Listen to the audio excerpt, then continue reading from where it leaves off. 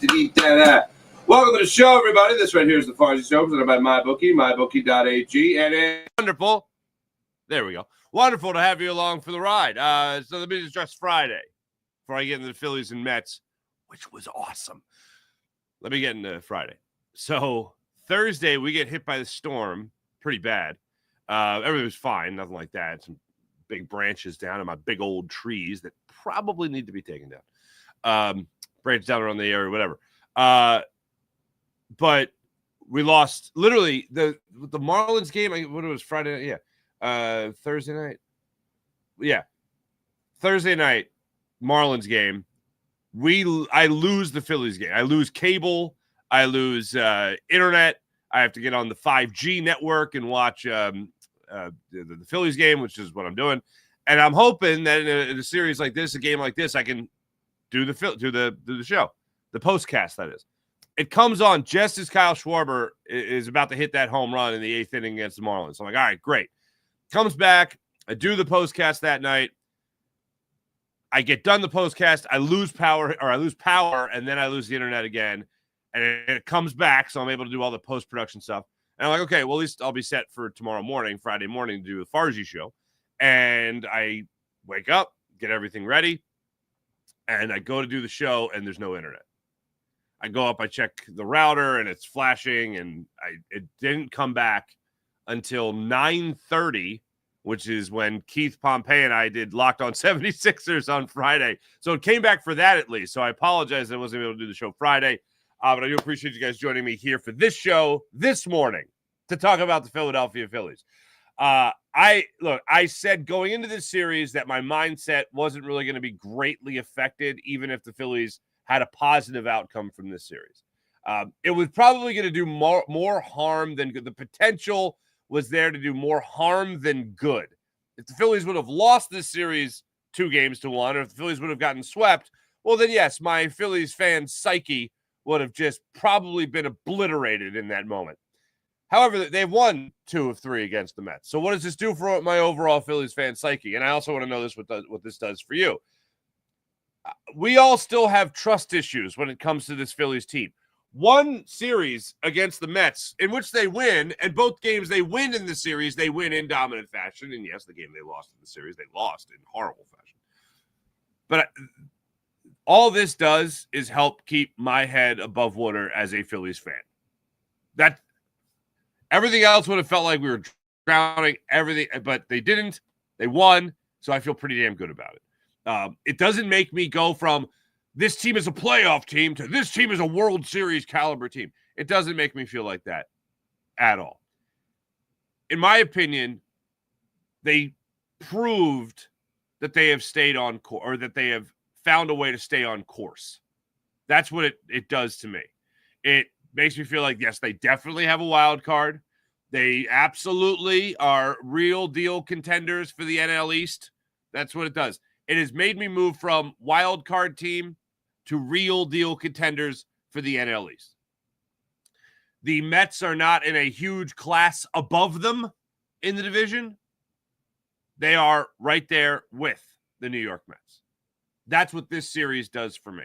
The first time they met, Mets took it. They have still won 4 out of the 6 matchups against the Phillies. So yes, hat tip overall. But that Phillies team that they played in April, the Mets played in April, is not the same Phillies team that they played in this matchup. And look, that series had Bryce Harper in it back in April. This one did not.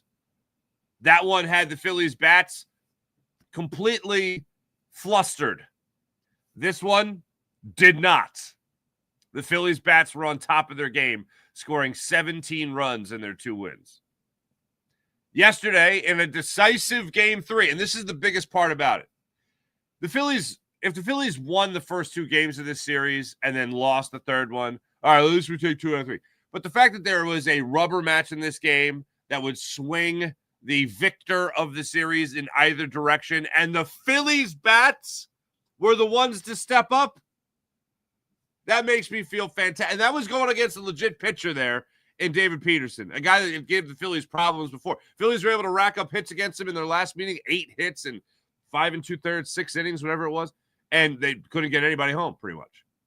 struggled, runners in scoring position, struggled to get timely hits.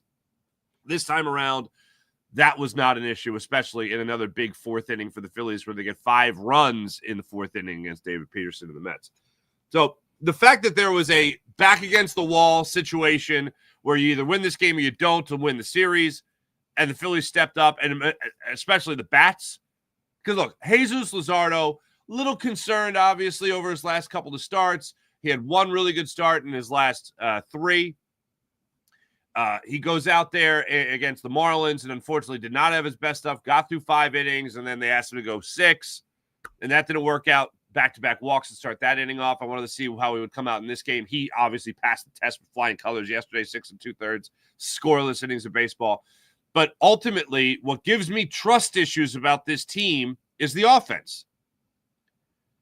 The reason I have maintained, even throughout, losing 9 of 10, 10 of 13, the reason that gave me confidence to say consistently that this team is still going to the playoffs was the rotation. Was the way Zach Wheeler's been pitching, Jesus Luzardo's been pitching, Christopher Sanchez, Ranger Suarez. That has given me the utmost amount of confidence that this team is a playoff team. The bats scare the hell out of me because all of a sudden, poof, they're gone. So for the bats to come up and get 7 runs in game 3 of this series, that makes me huge sigh of relief right there. Now, look, they got 3 games in Houston against the Astros starting tomorrow. They have the off day today. And then they're in Atlanta. Then they're in Atlanta for a 3-game series with the Braves. A lot of this could just go to hell in a handbag if they lose 2 or 3 to the Braves, like they did also. Is that also in April? I think that was also in April. So please don't do that. Don't do that. Don't do that. Win that series too, please. Thank you very much. But right now, as far as what this series win does for you as a Phillies fan with your overall Phillies fan psyche, mentality, mindset, optimism, pessimism, whatever it might be. What does this series win do for you when it comes? What does it tell you? Because for me, it goes, okay, all right, they're going to be competing for the division for the rest of the year. Okay. Until the next time I face the Mets, obviously. But that's what it makes me feel like right now at this given moment. And the bigger question was answered. Can the Phillies bats wake up when they're needed most in a big series like this was? So now, look, you have taken a series. You obviously got swept, and then you took the series 2-1 in your next meeting with the Mets. You've beaten the Dodgers 2 out of 3, which is obviously a very nice sign. And their last series against the Braves, they took 2 out of 3 in that one too. And I know the Braves are supposed to be nothing you shake a stick at there, or should be nothing that's too impressive there. A 35-41 win team right now, 3 games ahead of playing them in Atlanta. I know the Phillies are still looking to prove a lot to people. Hey, look, you took 3 out of 4 against the Marlins. That's not a brag either, but just in terms of your divisional games, in terms of beating upper echelon teams like the Mets and the Dodgers, the Phillies, they've done that. So that makes you feel pretty damn good going forward.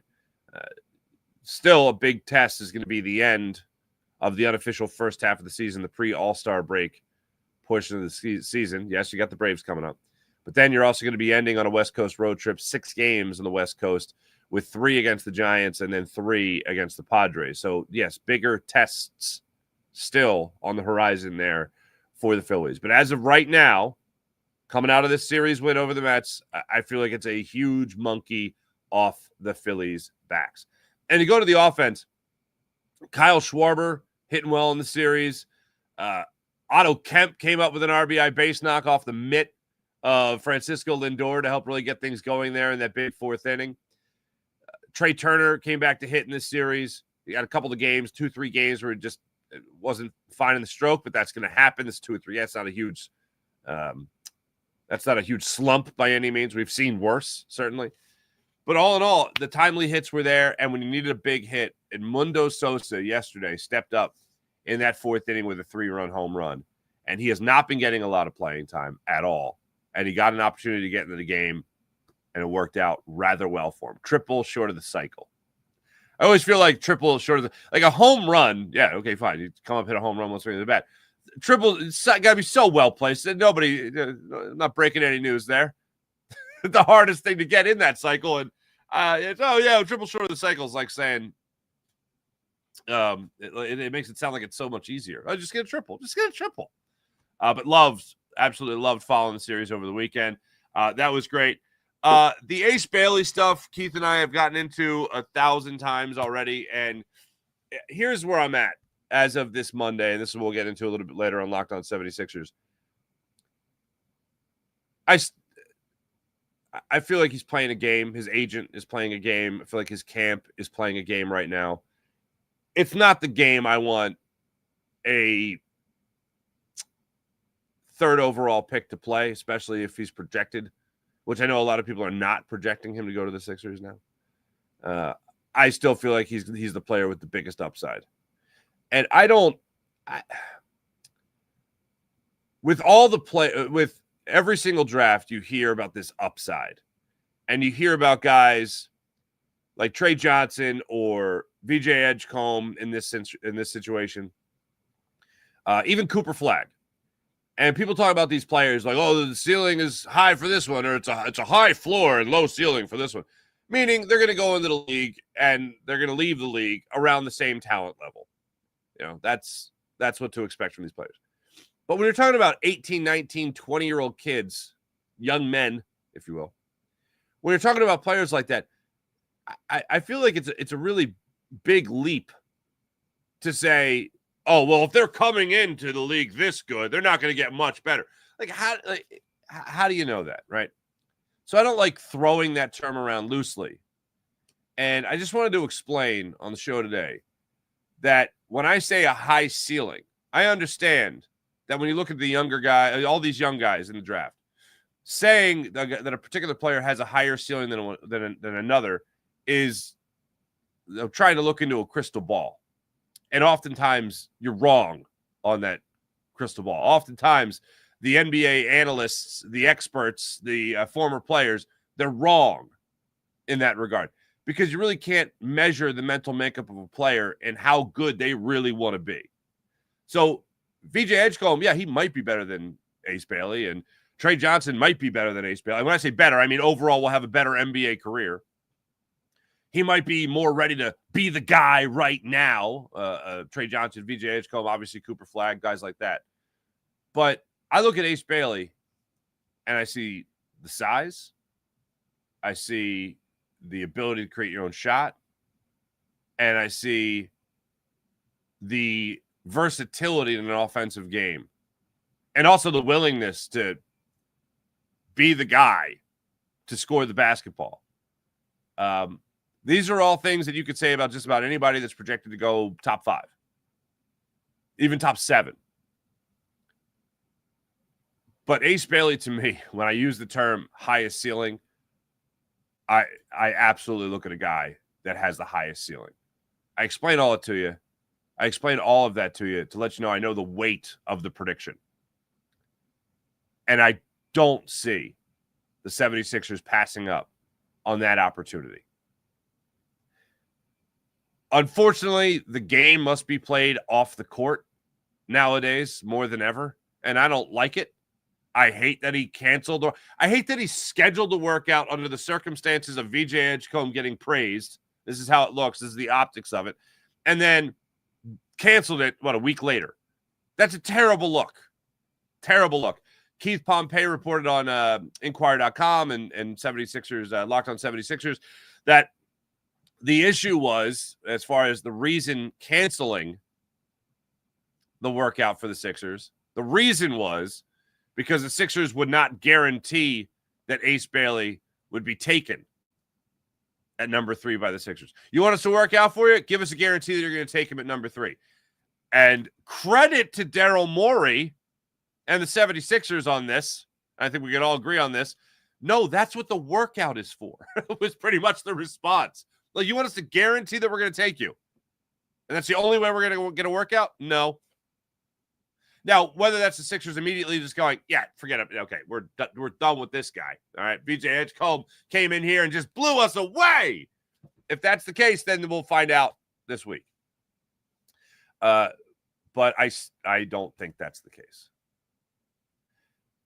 Through all of this, not mock draft people necessarily, But NBA analysts have looked at this and be like, yeah, he's still the best player that's going to be available at number 3. The Sixers are going to take him. And that's still the way that I look at this. And I can't stress enough the conversation around Ace Bailey is that he wants to go to a place where he can be the man right away. Well, you know what helps you be the man right away? At least one other player that is already, a man, and that's Tyrese Maxey. You're going to get an opportunity to score points here in Philadelphia. And you might be looking at Paul George and Joel Embiid, and you'll be like, well, those guys are playing, I don't want to be behind them. Well, good news is you're not going to be, for you, Ace Bailey, you're not going to be behind them much longer. It's not going to be a lot of you behind them. I never root for injury, but I feel like we have to acknowledge the situation that we're in with the 76ers right now, which is these are aging players that are under big contracts that are difficult to move. Paul George is one of them. I got more confidence in Paul George than I do Joel Embiid. I don't expect Joel Embiid to play more than 55 games. Like, I feel like that's eternal optimism saying that. But either way, this Sixers team is going to have to shift away from him being the focal point of the offense. And yeah, there's a lot of money tied up in a guy that you're going to be shifting away from. But if the Sixers want to have success, they got to go on life as if they don't have Joel Embiid. That's how they have to go on. And when they do have him, think, okay, bonus. But you're going to have to shift more to a guard-dominant, swingman-dominant style of offense. And not Joel Embiid trying to take jump shots, get to the foul line, hit a couple threes. That can't be the focal point of the offense. For 82 games, they have to be looking at Tyrese Maxey, hopefully Ace Bailey, Jared McCain, maybe Quentin Grimes, assuming they're able to re-sign him. They have to focus on those guys with the first and second units scoring. Hopefully Ace Bailey scoring. And yeah, I'm going to cross my fingers and hope he gets 60, 65 games from Paul George. That might be optimistic as well. But that's the direction the 76ers have to shift in. I think Ace Bailey really helps that transition. Ace Bailey would really help that transition. So through all of it, look, VJ Edgecombe, I think, would still be a very solid pick. I think Trey Johnson would be a very solid pick at number 3.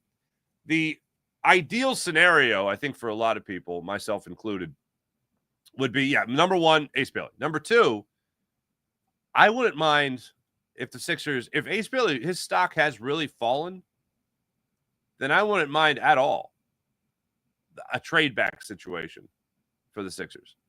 And even if the Sixers stay at number 3 and they take Ace Bailey, this is the NBA draft. It's, it's wild, wild west. Yeah, you have that pick, and then all of a sudden the 7th pick rolls around. It's like, all of a sudden you trade Ace Bailey for that 7th pick and you take another guy you want and you get an asset for next year. That would be another great scenario for the 76ers, where they're still able to get more assets down the line. And maybe a guy, look, the ideal candidate is obviously a guy with the skill set, the ceiling, the ability of Ace Bailey without the wondering as to whether or not he really loves the game or he loves what the game is going to bring him. Because just to keep it at home, a guy like Tyrese Maxey loves the game of basketball. Make zero mistake about it. The fact that it brings him a max deal is pretty nice, but that's not what drives him. One of my favorite stories about Tyrese Maxey is actually the one Doc Rivers told after they got bounced out against the Hawks. That Maxey was on the phone with him immediately after the next day. He's like, okay, well, what's my off-season workout look like? What do we need to do here to make sure that when next time we're in this position, we get to the next level and all that stuff? And Doc Rivers is like, dude, go on vacation. The season is over. Do you get this out of your head, refresh, recharge the battery, and then get back? He's like, okay, I guess I'll go travel. But whether it's that, whether it's off-season workouts with his former teammate James Harden, despite turmoil, getting on the same court with Joel Embiid 2 years ago, making sure they go through their workouts. Like, all that is a player that loves the game of basketball and wants to do as much as he can in the game of basketball. The fact that a lot of money happens, financial independence for your family, that's a bonus. But it's all about going out there and playing the game. I was reminded of that last night after I got done Phillies coverage, and I went and watched the NBA Finals, and then I went back and watched the extended highlights, and you see the shot in the first quarter of Tyrese Halliburton hitting the floor after eruption in his Achilles, and the replay of it. There's certain injuries that you just see happen, and when you but the reason I bring it up is he hits the ground and you just see the look on his face, like came back from the calf injury, balled out in Game 6. We're here in OKC. He had 9 points, knocked down 3 threes. He looked like he was going to go on a heater in that game, and you see the look on his face, how heartbroken he is, how heartbroken he is for himself. The fact that I'm sure he feels like he left his team down, even though it's not his fault at all. I mean, it's an injury. That's the look on a face of a guy that loves to play the game and not just loves what it brings him. So yeah, when you look at a guy like Ace Bailey and you say, well, does this guy love the game? Is he really feeling that just when his name's called, whenever it's called on draft night, he's going to feel great about where he's going? He's going to try to ball out as much as possible, or is he always going to be looking for the bigger, better deal? Is that a guy that just loves the game, or is that a guy that just loves what the game brings him? And I go back to this a lot. When I was watching Ben Simmons at LSU, I had a lot of that feeling. This guy's just checking a box, not trying to kill the opponent. That was a red flag to me. And yeah, this is a red flag with Ace Bailey. I acknowledge that. I'm still in the line of he's probably going to have the best career out of any of these guys. And if he wants to put up numbers and get that big old bag, well, going at number 3 to the Sixers would put him in line for the big old bag, the max deal. And playing with Tyrese Maxey, that can make you look pretty good. Picking up slack left behind by an aging Joel Embiid, that can make you look pretty good. Also, if Joel Embiid's on the court, you still got to play against him. That could open up some things for him, for Ace Bailey as well. But I am proceeding with this season as the transitional year. We talked about last year. Will the Sixers have a gap year? I am terming this year for the 76ers the transitional year, where they go more in the direction of right now Tyrese Maxey, and then hopefully the direction of the development of Ace Bailey. And if it's not him, then whoever else they take. I'm not going to be pissed if it's VJ Edgecombe. I'm not going to be pissed if it's Trey Johnson. I'm not going to be pissed if they trade back. Like, I get it. You don't want to fall into a similar trap as an organization that you fell into in years past. So that's where I'm at as far as all of that goes. All right. I want to get more into back into the Phillies there, but we'll all find out when it comes to the NBA draft this week. And man, oh man. What, Wednesday night? We'll be breaking it all down, I'm sure. Reacting in the moment to whether or not this is going to be the biggest possible thing. Also, just real quick in the NBA, the Kevin Durant trade.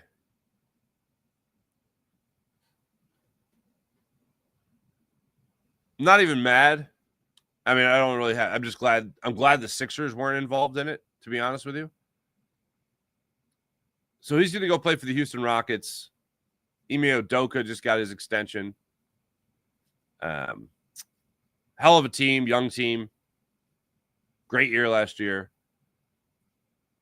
When you look back on Kevin Durant's career, which we've done a lot of over the last couple of days because of Oklahoma City's success, think about getting drafted by the Supersonics. Think about him losing to the Warriors and then joining the Warriors. Think about Russell Westbrook and James Harden, obviously. But you think about that team, and then you think about him, Harden going to the Rockets, becoming his own man, being the man, as they say. Him losing to the Rockets, or excuse me, Kevin Durant losing to the Warriors, then joining the Warriors in like the ultimate. And we thought LeBron James just going to the Cavs was bad enough. This was, I can't beat him, so now I'm joining him. They win 2 championships. He's the MVP. Then he goes to Brooklyn. A toe on the line. What prevents him from going to the finals with the Nets? Just didn't work out there. Then he runs to the Suns. And now he's running to the Rockets.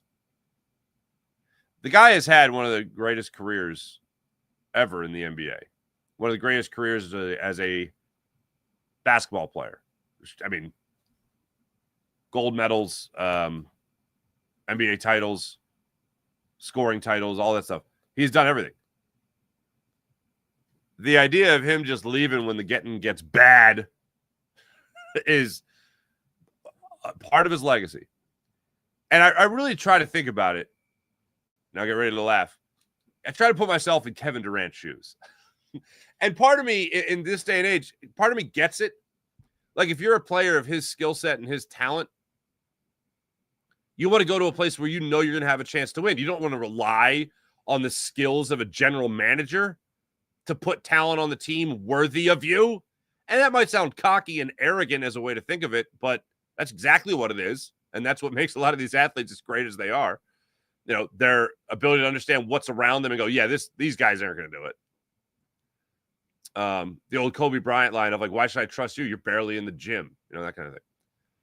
So I look at a guy like Kevin Durant and I go, okay, I understand he wants to be on a team that he feels like he can win with. But since the Warriors, there's been one team that you really look at and go, we could have won with that team, and that was the Nets. He was on OKC. He looked around and said, this team isn't beating that team. I'm joining that team. So part of me gets it. Part of me understands, like, okay, I'd want to be on a win or two. But then the other part of it you think, okay, well, how much of this is you? Because these teams that you're on, like, yeah, you're a really good basketball player, but do you still have it in you to win? Do you still have it in you to go to the NBA Finals, win the NBA Final? Is it Kevin Durant Rockets team going to get past an Oklahoma City team? Doesn't seem like it right now. So I know he's looked at by a lot of people as the villain. And I think he is just a basketball businessman. Right now, a mercenary. And he's on to the next thing that he thinks he's going to have the best opportunity to win with. But bottom line is I'm glad the Sixers were not involved in that deal. That's where I'm at. All right, now let me get back into the Phillies. So I told you earlier in the show, my mindset going into the series against the Mets was win the series, give me the overall mindset that you could go out there and beat this team so that when you do go into the playoffs, you have or when you get into September, you're a legit threat to win the NL East. Don't let them run away. They could have very well easily, after being tied, after their awful downfall, they could have very easily been tied with the Mets. Or excuse me, they were tied with the Mets going into the series. They could have very easily been down 3 games in the division. They could have been what allowed the Mets to get back on track after losing 7 in a row. Phillies didn't let that happen. And when I went into this game 3, I was looking at Jesus Luzardo, and my big question was, is he really on the back end of what was a great run to start his 2025 campaign? There had been a lot of talk about exceeding the innings total from the previous season, injury and all that. Is that really what's going to push him over the edge as far as be his tipping point to struggle for the rest of the year? Is 20 earned runs and 2 starts more of what to expect from Jesus Luzardo from this point going forward? The sharpness he lacked against his former team, the Marlins, in his start against them, is this more of what we're to expect? And then he goes out there yesterday and tosses an absolute gem. 6 2/3, 7 strikeouts, 3 hits, 1 walk, scoreless. What impressed me, over his 7 strikeouts, everything was used. There was no one pitch that he consistently uses as his put-away pitch. Like a lot of times, you'll see Christopher Sanchez, for instance. Oh wow, 6 of his 7 strikeouts came up on the changeup or whatever. Ranger Suarez, 6 of his 7 came on the curveball. It was everything. It was changeup, it was slider, it was curveball, it was fastball. Everything he was using on those 7 strikeouts as his punch out pitches. First 2 innings, I think it was 38 pitches that he threw. Then he settled in nicely after that. 107 pitches over those 6 2/3. Couldn't get that last out, unfortunately, in the 7th. But he just put in a masterful performance in a in a huge game against the Mets. For as huge as a game you can have pre-All-Star break, that was exactly it yesterday. So you got that performance from him. Wonderful. Then you also get the bats waking up, especially in that fourth inning. And I honestly felt like this game was going to be between Peterson and Luzardo. I thought this was going to be like the 3-2 game that the Phillies lose. And to see those bats wake up the way they did and have a little bit of luck on their side. I mean, baseball is a game of centimeters. And that Francisco Lindor mitt just hitting the Otto Kemp baseball, the RBI single in the shallow left field, but not being corralled or caught by Francisco Lindor was like, okay, the baseball gods are smiling upon the Phillies tonight. And then of all people, not just, of course, Kyle Schwarber hitting his 24th home run of the season, but Edmundo Sosa, who's barely played. I saw the stat from my man Corey Simon, NBC Sports Philly. He was like 3 for 38 going into the game. 3-hit night for Edmundo Sosa. That's the magic you need. And the Phillies got that going for themselves in last night's game. So, as I was saying earlier, let me know in the comments what it does for your mental psyche about the Philadelphia Phillies and how do you think their season is going to end. For me, going into this series, I was saying, all right, just let me know. My ask is just let me know that this isn't the Mets series running away or the Mets season, the Mets division running away with it for this year. Just let me know that you're going to put up a fight against the Mets. And that's exactly what they did. Game 1, they were all over it. Game 2, just got smacked around. 7 home runs surrendered. Hey, look, in game 1, the Phillies got to their young bull. In game 2, the Mets got to the Phillies' young bull and Mick Abel. And then game 3, the Phillies beat up on a veteran lefty. Here for it. Here for it every step of the way. Before we get into the chat check, let me tell you about the Game Time app. Want to go to the game? Want to go to the concert? Want to go to the comedy show? Go to the Game Time app. Download the app, create an account, use promo code Farzy, and get $20 off your first purchase on the Game Time app. Game, concert, comedy show, Game Time app's where it's at. So download the app, create an account, use promo code Farzy, and get $20 off your first purchase on the Game Time app. How about PHL Sports Nation, Philadelphia Sports Nation, enhancing your Philadelphia sports fan experience across all social media and blogs. That's PHLSportsNation.com. Let's get into the chat check and see how wonderful people are doing on this fine morning. Pin, what's going on, Pin? Good morning. Low Eagles, good morning. Phillies did good, sure. We have to keep it up. I agree. William Stark, good morning. Farzy coming, good morning. But what about them Eagles, baby? Well, the Eagles are Super Bowl champions.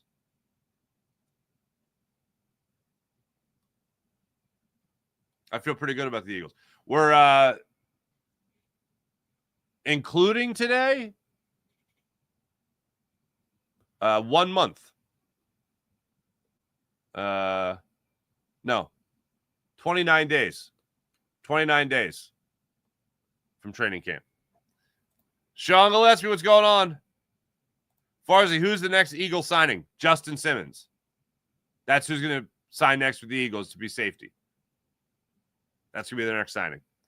Sean Gillespie, hello again. So glad the Phillies won that series. Was legitimately scared.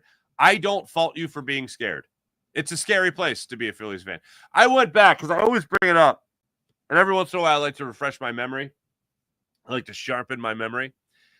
I went back to the 5-homer game. I always reference. It was game 3, the World Series. Phillies go up 2-1 on the Astros, and then they get no hit the next day. Phillies hit 5 home runs in that game, and then I believe they hit 2 for the rest of the World Series.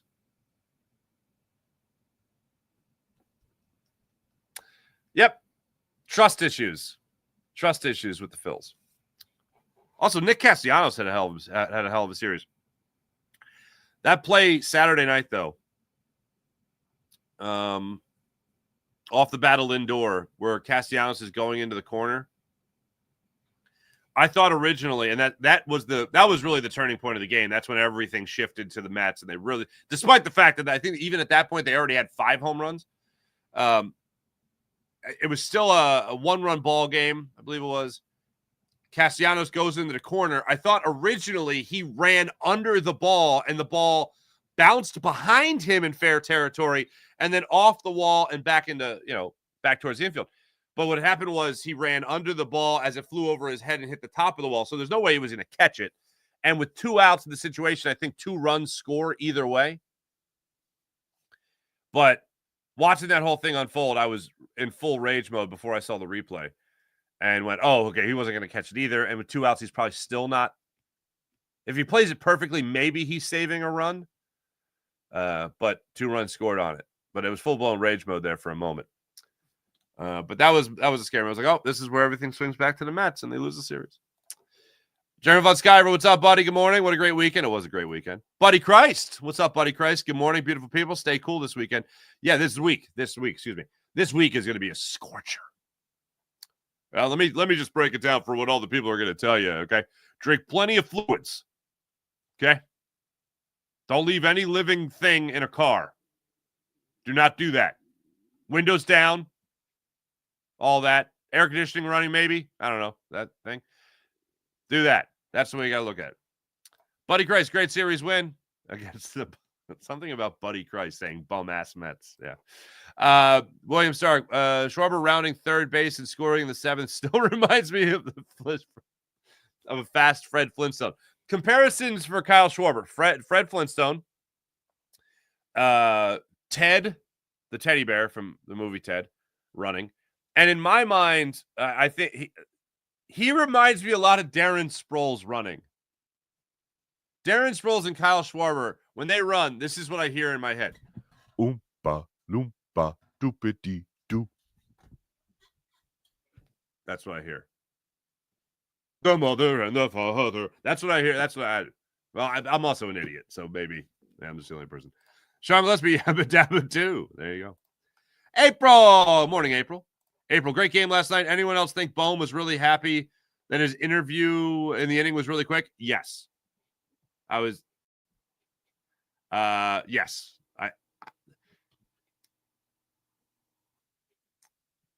I really think that those should just be for outfielders. There's no way pitchers, certainly catchers, first baseman, anybody in the infield. Like, no. I don't want to hear. No. And I'm like, at any minute, he could be mid-sentence line drive, third base. It's called the hot corner for a reason. And last night, he said, if Jesus Luzardo throws a heater, there's a good chance it's going to get hit right at me. It's one of the things he said.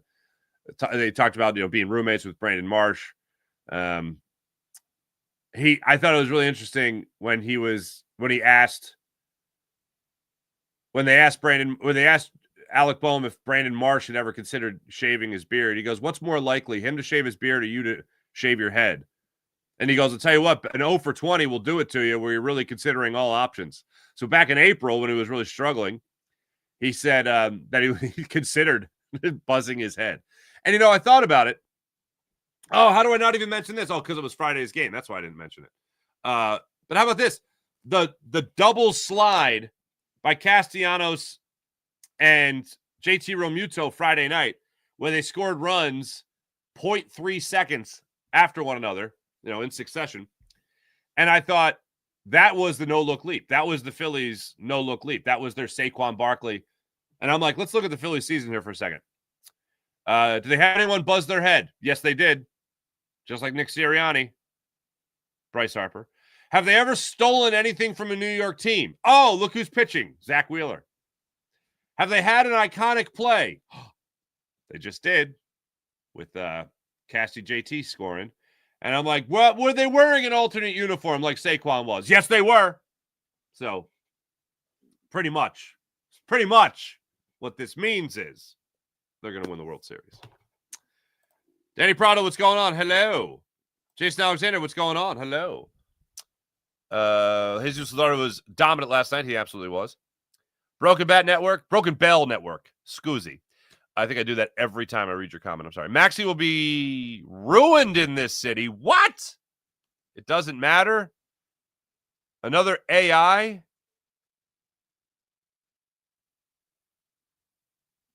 We will just not do anything with. Leave me in suspense. With him, I think. Maxey is not Allen Iverson. Like, don't get me wrong. There's a lot of things that Tyrese Maxey does on the court that I'm like, wow, that game against the Spurs 2 years ago, a lot of flashes of Allen Iverson. And he has those spurts, but their approach to the game is a lot different.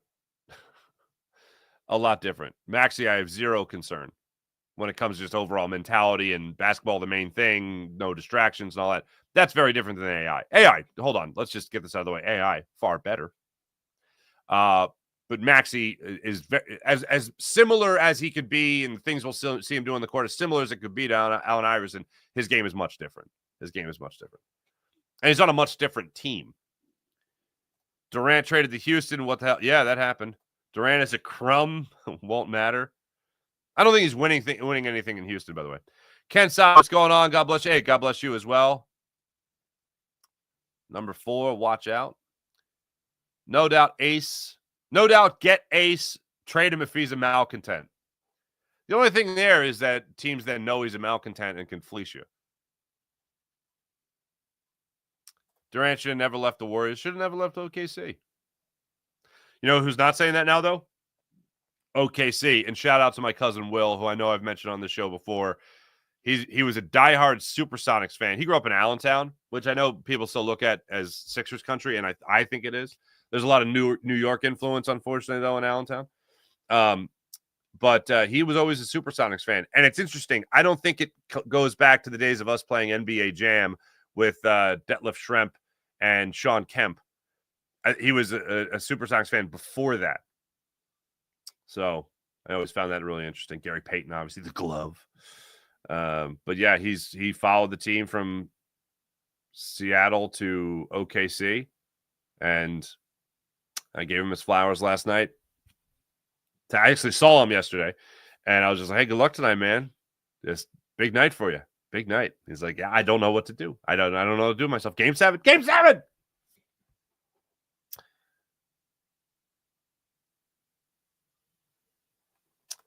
Kensot Halliburton was knocked out of the game, and the Thunder still won. Kicked ass. Durant Pacers? What?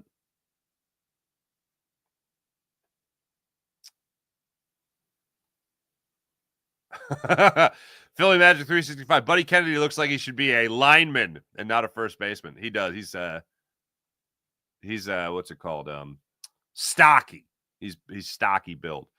April, anyone who runs slow automatically makes me think of Pat Burrell. Yeah, and they got a very similar build. Nick Castellanos and are you talking about Kyle Schwarber running slow? Yeah, Castellanos and Pat Burrell really remind me of one another in terms of their outfield abilities. What? Wait, Oompa Loompa weather reports, classic sports show. Thank you, Sean Gillespie. What's going on, Rich? Farzy, I thought the same thing. That double slide is the Barkley backwards jump from the Major League Baseball. Absolutely. We need something to know that they're smiling upon us. Jason Alexander is George Costanza. Did I say James Alexander? Did I call you Jason Alexander? Did I do that again? If I did that, James, I apologize.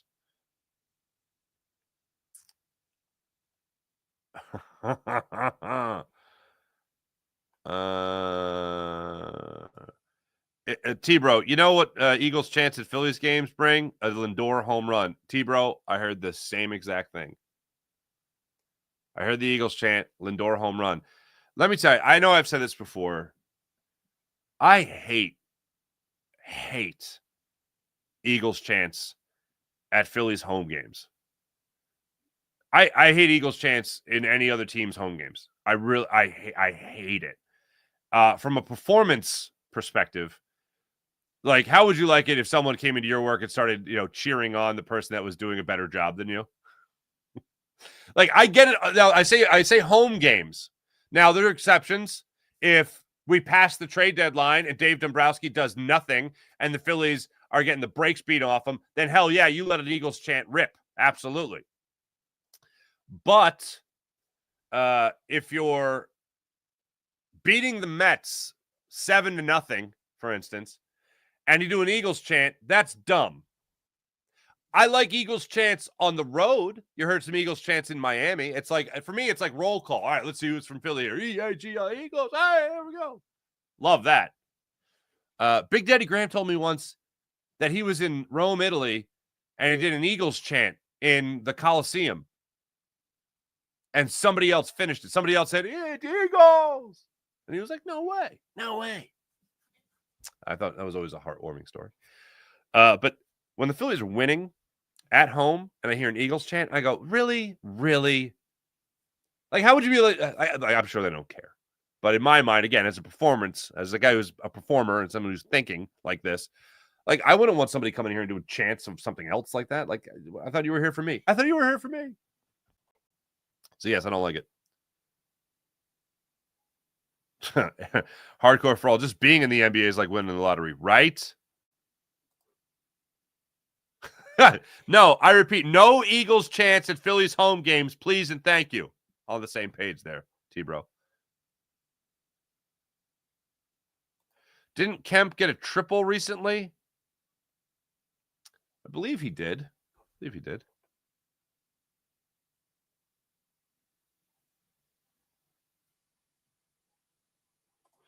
Slager, come on. The double slide was cool, but I had seen that before. Not the Barkley back. Oh, well, hold on a second. One of the coolest things I've ever seen was the backwards leap, the no-look leap, as I like to call it, from Saquon Barkley. But I'm just saying, if we're talking about the same level overall in sports, that's way up here. We're talking about double score, that's down here. But it was still a magical thing that we saw happen. And I saw somebody else say, well, Barkley went down right away. First off, he still got 4 more yards after that thing. This was scoring 2 runs. You know, it's a little bit different in that regard. But I still really thought it was awesome. And when was the last time you saw the Phillies do it? You know what I mean? And by the way, my first thought was Rookie of the Year. My first thought was not the movie Major League, and I know that might shock a lot of you considering how often I quote Major League. But I thought of Rookie of the Year, and so did Nick Castellanos. He went Rookie of the Year first. We're like, no, Major League. And he's like, oh, okay, well, whatever it was. Well, it was both. Serenity now. Rich, as far as you live stream the games, no, I do the postcasts.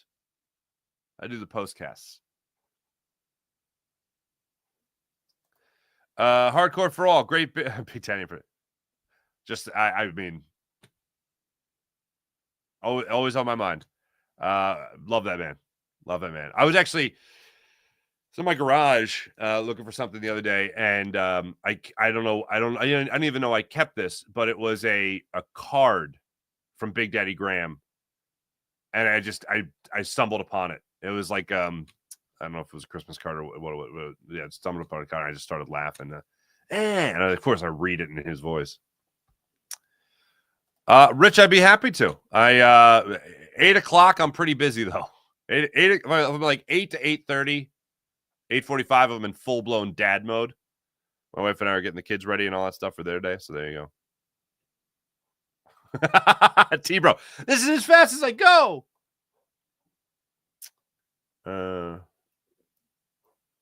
I'm down. The double slide was way cool. There we go. Look at us. And by the way, Xander and John McMullen, love those guys. Good dudes. Thanks to everybody in the chat. You guys are great as per usual. Let's get to the morning rush brought to you by Sky Motorcars, SkyMotorcars.com. Not a lot going on. NBA Finals done. NBA Draft Wednesday. Ace Bailey, hopefully. Philly's off today. They're back at it with Ranger Suarez on the hill Tuesday night. 8:10. We got some late starts coming up here, people. Brace yourself. Get your espresso. Get your coffee. Get your Celsius waters. Celsius. It's not waters. It's Celsius. It's a giant soda is what it is.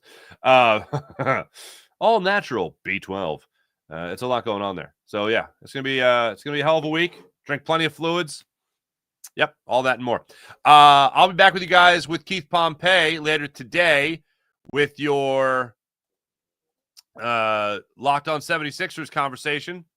We'll be detailing all the latest in the NBA draft, obviously. Until then, have a great rest of your day. My name is Mark Farzetta. This is the Farzy Show presented by MyBookie, mybookie.ag.